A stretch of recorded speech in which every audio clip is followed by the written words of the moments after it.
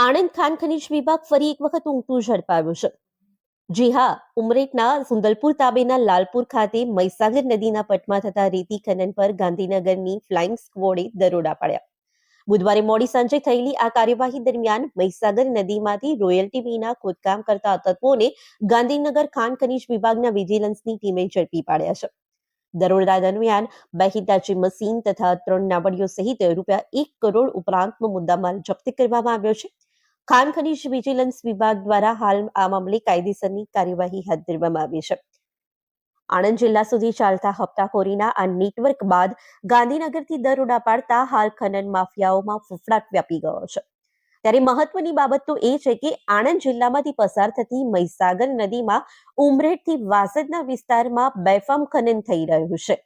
આણંદ ખાન અને ખનીજ વિભાગની રહેમ નજર હેઠળ ચાલી રહેલા આ કામગીરીને રોકવામાં વિજિલન્સ વિભાગે પણ હવે કમર કસી હોય તેવું લાગી રહ્યું છે.